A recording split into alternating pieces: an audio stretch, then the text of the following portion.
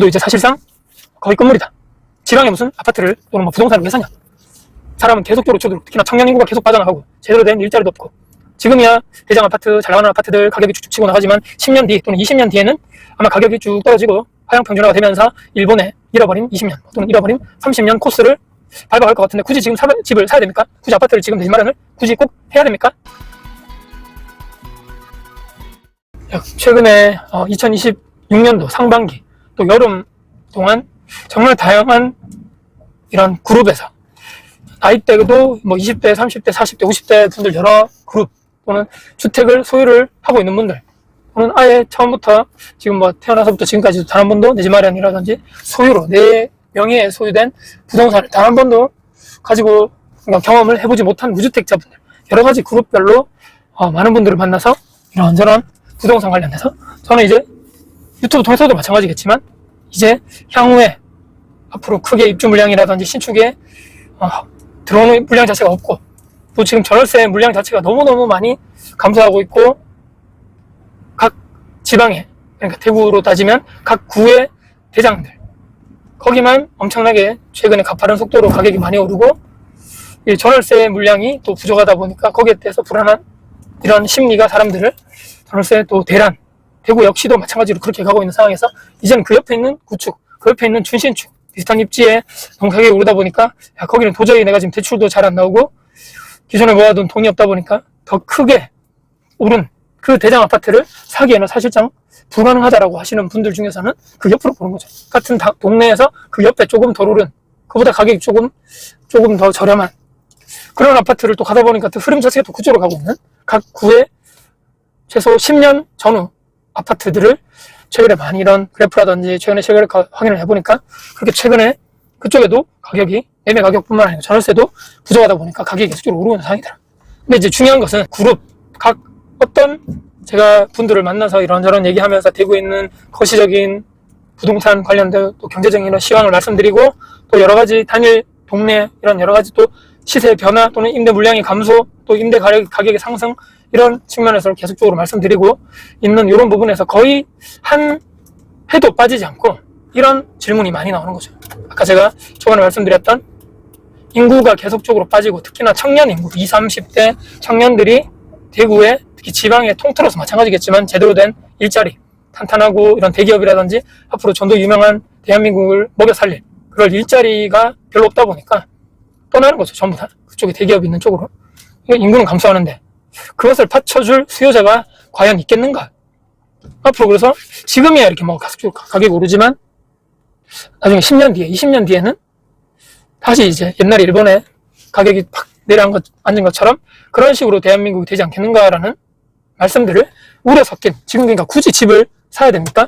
라는 얘기들을 하셨을 때 제가 이제 공통적으로 이분들께 드렸던 정리된 이런 여러 가지 뭐 요인들이 많겠죠.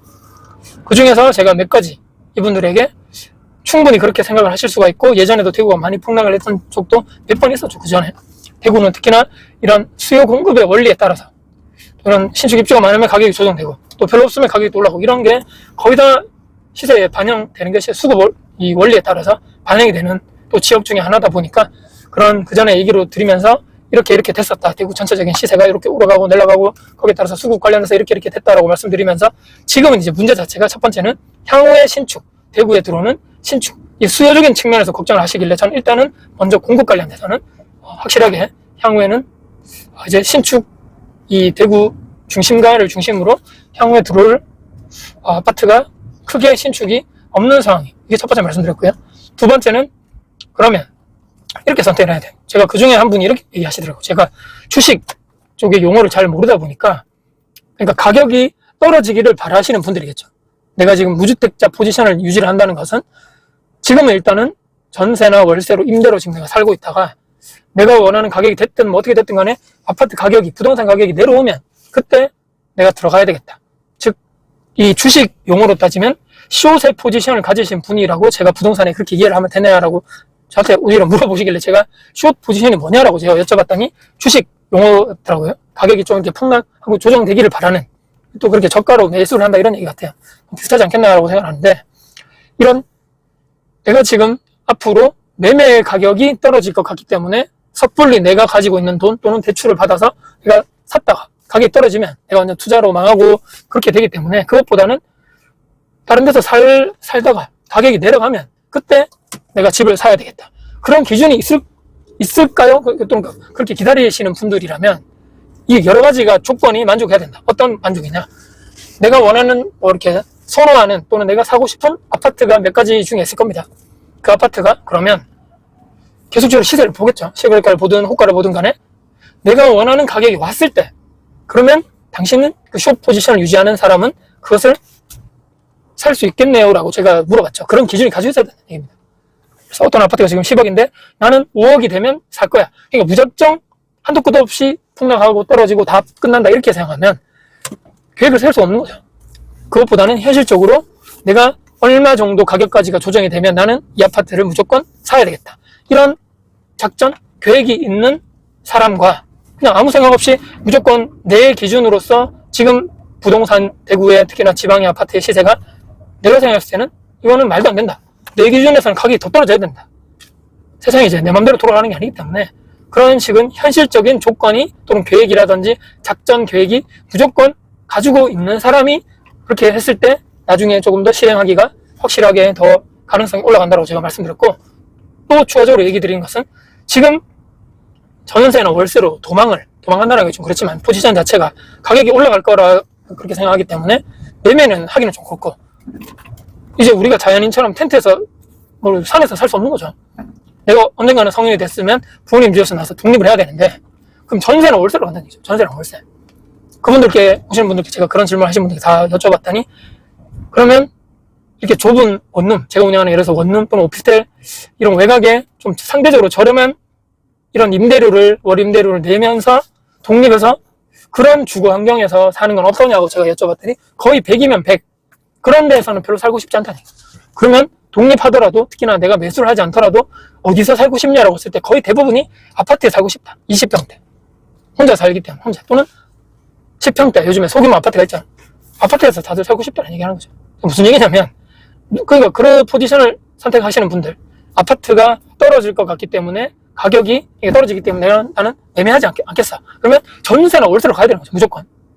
내가 참여하지 않고 싶어도 주식은 해도 되고 안 해도 되죠. 코인도 해도 되고 안 해도 되고. 근데 이 부동산이라는 것은 부모님의 내가 집에서 살고 있다거나 또는 내가 쉐어할 수 있다거나 또는 뭐 저처럼 예전에 회사에서 지원해주는 사원 아파트에 거주를 한다거나 이런 여러 가지 특수 케이스를 제외하고는 성인이 돼가지고 혼자 살든 결혼해서 나오든 독립해야 된다는 얘기입니다.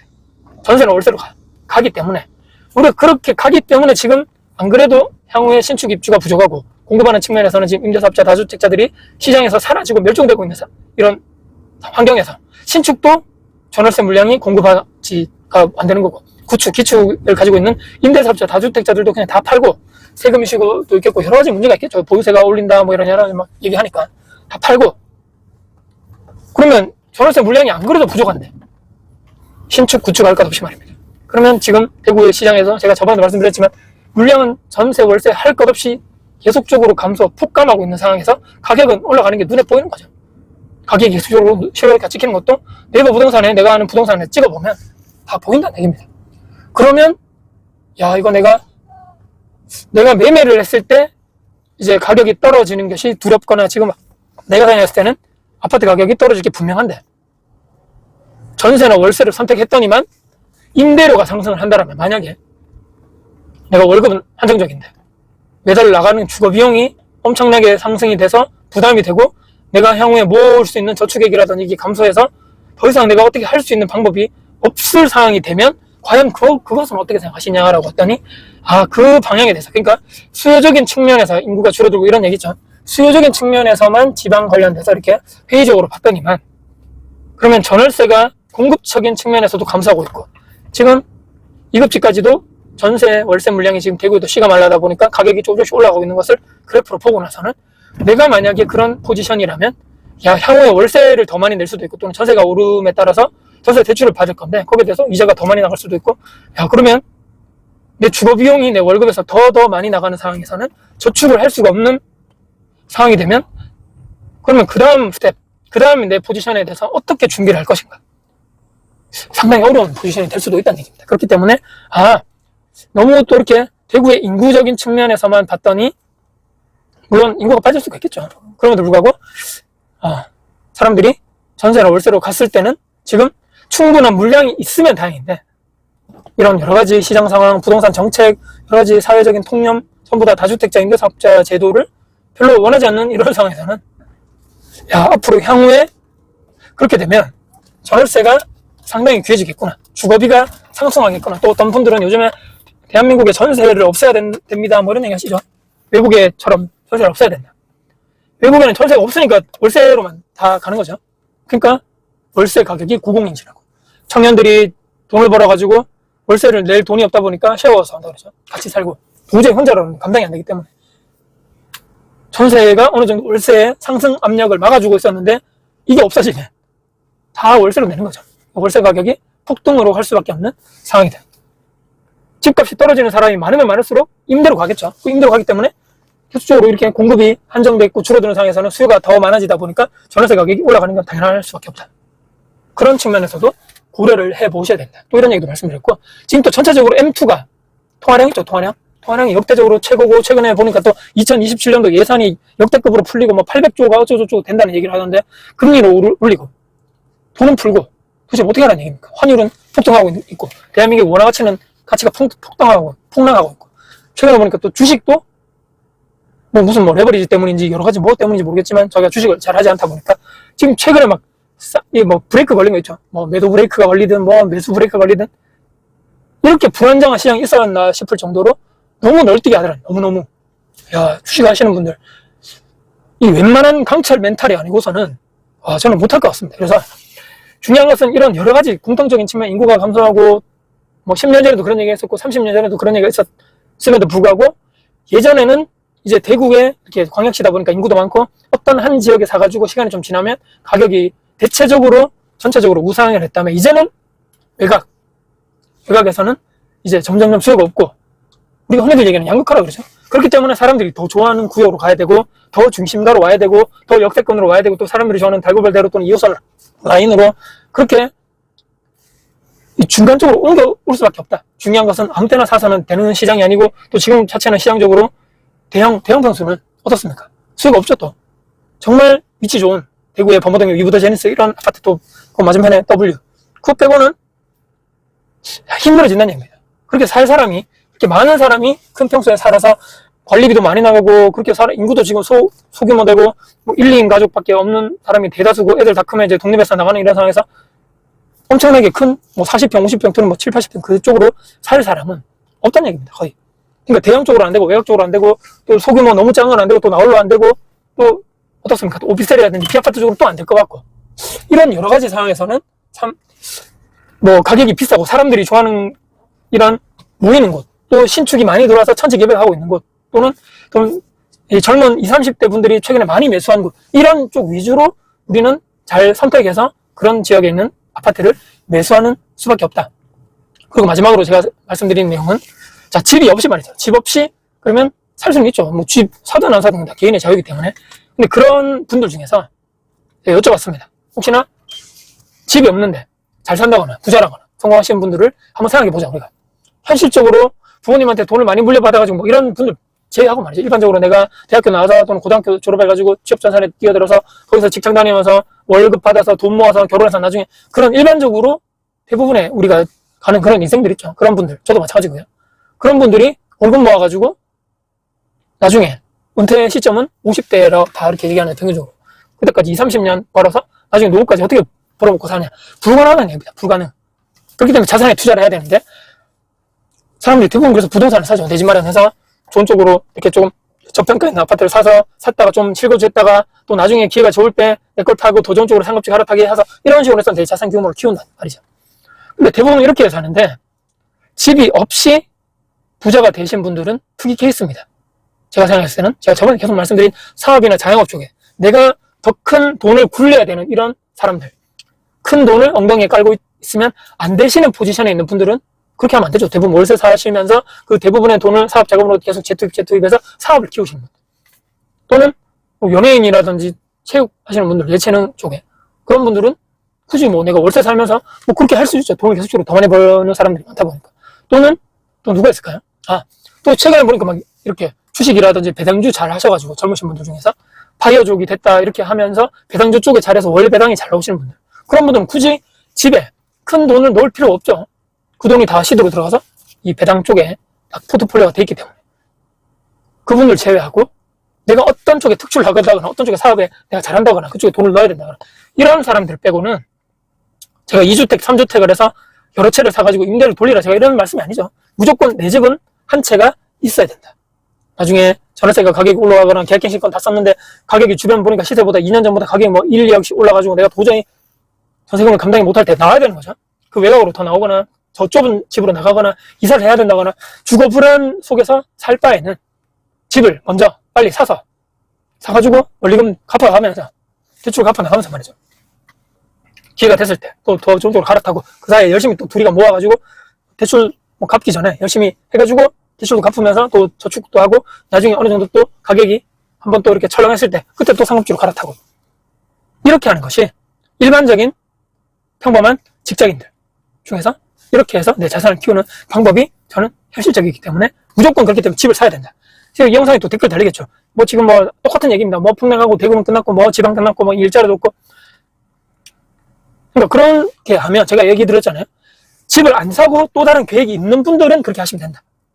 근데 아무 무작정 무지성 그냥 묻지마 뭐 사지마 그럼 뭔가 있어야 된다. 뭐 그러니까 안 사는데 그 열심히 내가 벌어 모은 이 월급의 시드를 어떤 쪽에 뭘 해야 되는지에 대한 그런 게 계획이 있어야 된다는 거죠. 그런 거 없이 무조건 하지마 끝났어. 그리고 당신이 그러면 월세 올라가면 월세비 내줄 겁니까? 전세 가격 올라가면 당신이 지원해 줄 거냔 말이에요. 그렇게 아무런 무지성으로 아무 계획 없이 그냥 내 생각이 맞다 해서 이렇게 되는 세상은 또 내가 남의 인생을 책임져 줄 수 없다 보니까 잘 생각해 보시고 무지성으로 집을 사지 마라 이렇게 하시면 안 된다는 얘기입니다. 그래서 제 영상 보시면서 한번 또 이쪽 의견도 있네 또 다른 쪽 의견도 한번 들어보시고 내가 성인이다 보니까 나한테 맞는 지금 내 포지션 우리 가정에 맞는 쪽이 어떤 쪽일까에 대해서 고민은 스스로 해보시면서 의사결정을 성인이다 보니까 스스로 하시고 거기에 대한 책임도 결과에 대한 책임도 스스로 지는 것이 올바른 성인의 자세겠죠. 제가 오늘 좀 말씀드린 뭐 여러 가지 뭐 갑론을박이 있는 주제지만 그럼에도 불구하고 저는 내 집 마련은 대한민국 특히 자본주의 세상에서는 기본값 중에 기본값. 무조건 1주택은 나와 내 배우자 또는 내 자녀를 위해서 안정적인 주거환경을 위해서는 무조건 내 집 마련은 하셔야 된다라는 이런 마지막 이렇게 말씀드리면서 영상을 마무리할 감독사 여러분께 도움 되셨다면 구독, 좋아요, 알람 설정, 댓글 주시고 주변 분들께 공유를 가치가 있다고 생각하시면 널리 공유 부탁드렸던 여러분 진심으로 응원하겠습니다. 화이팅입니다.